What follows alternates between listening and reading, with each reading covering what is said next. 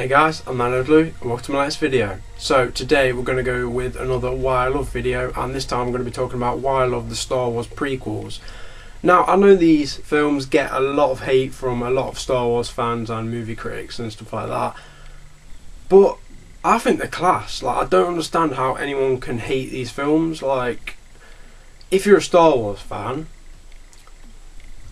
you should like all Star Wars things regardless of, well, movies anyway, regardless of how much special effects are in it or what sort of characters are in it and the storyline, because it's still Star Wars. Like, I would take anything that's Star Wars, just give it me, just as long as it's not Star Wars Force Unleashed 2, because that game is terrible, but as long as it's not that, I don't care. Give me Star Wars. I love Star Wars. Just basically, if I see anything Star Wars, I'm just like, Disney, take my money, because obviously Disney and Star Wars now.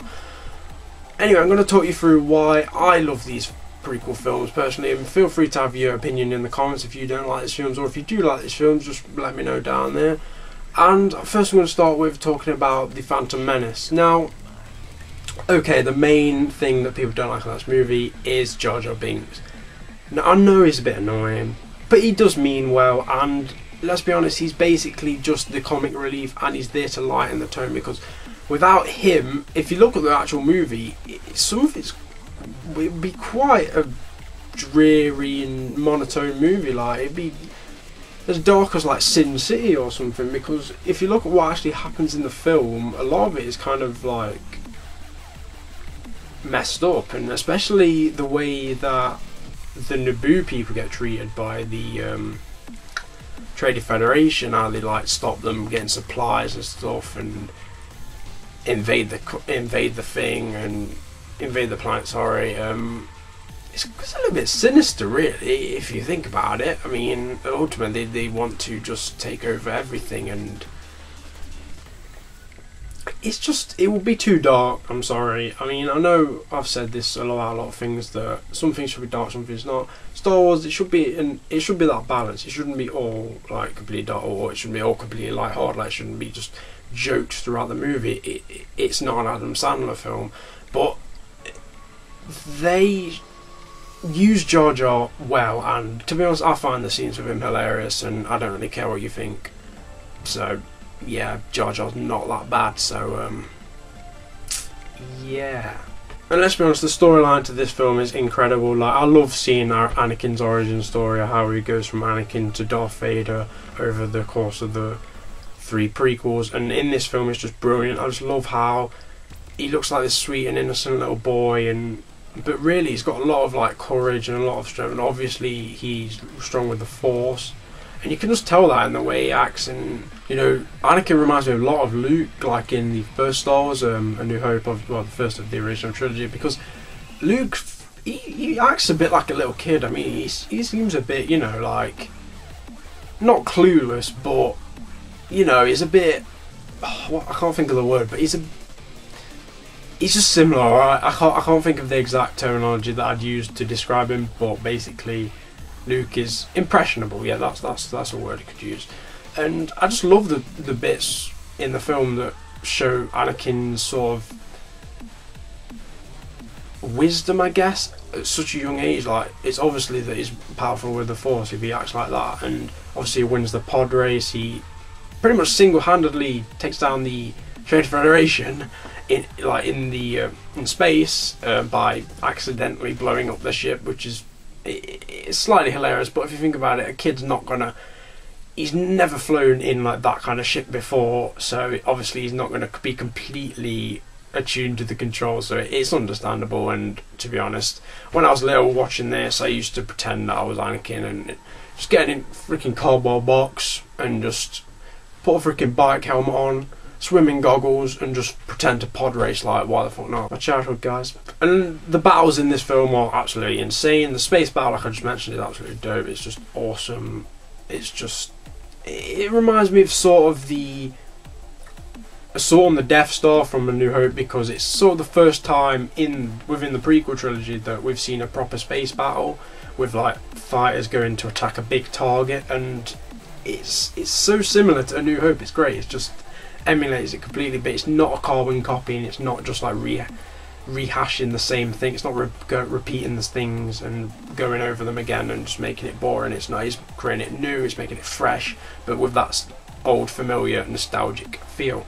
Also, we have the Naboo battle with the Gungans, with the bit where the shield, the massive shield, and the droids walk through it. Oh my god, that's brilliant. I mean, I love that. If you've ever played the first Star Wars Battlefront, you get to play as a droid and you get to walk through that shield. That is probably the greatest moment of that game, in my opinion, just because you can reenact that movie, essentially.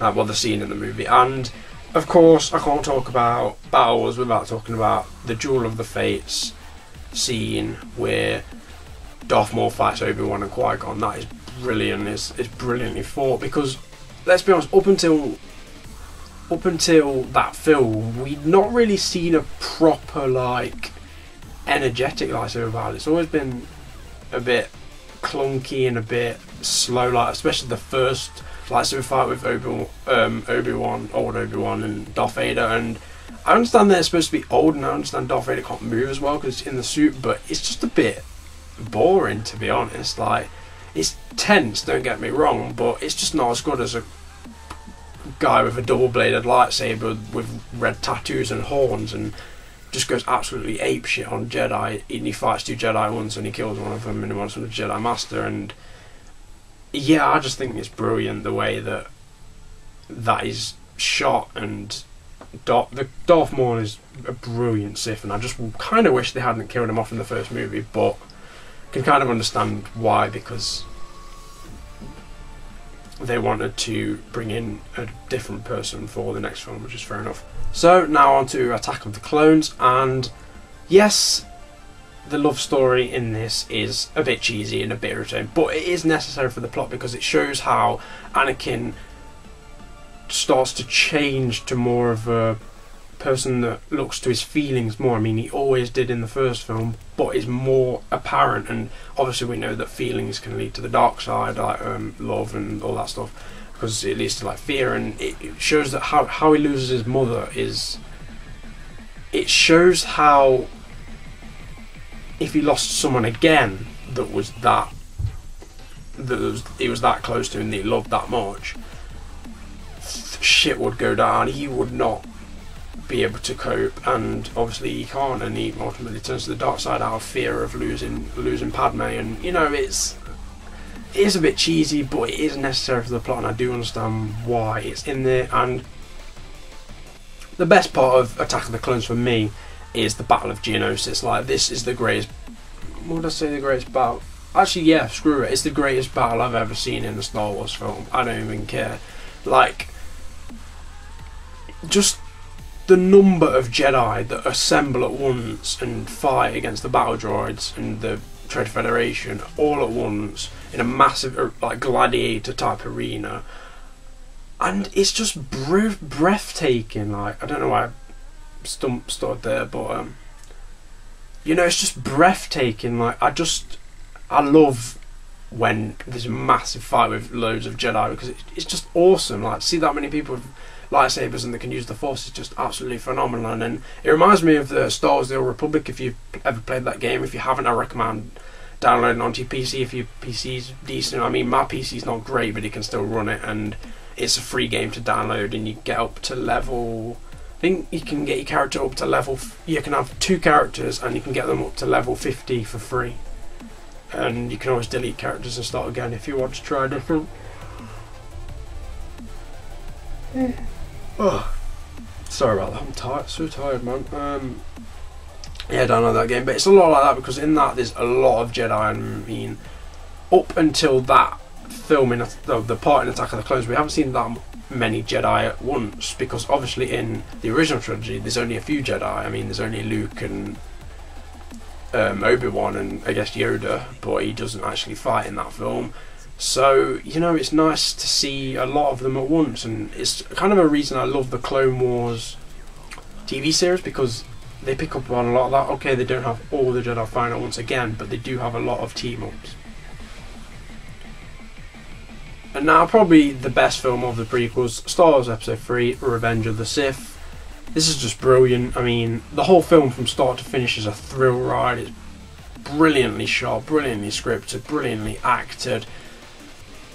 I just love it. I can't say a bad word. I can't think of anything to say bad about it, really. I can't think of a bad word to say about it. It's just a brilliant film. The space battle at the start is just everything that Star Wars is. It's just epic and on a huge scale, and then you got the fight against Count Dooku, which is probably one of my favourite lightsaber duels, just because of how iconic it is to the character of Anakin and how it really starts his shift to the dark side, because Palpatine makes him kill Count Dooku, and Jedi aren't supposed to kill unarmed people just on the spot.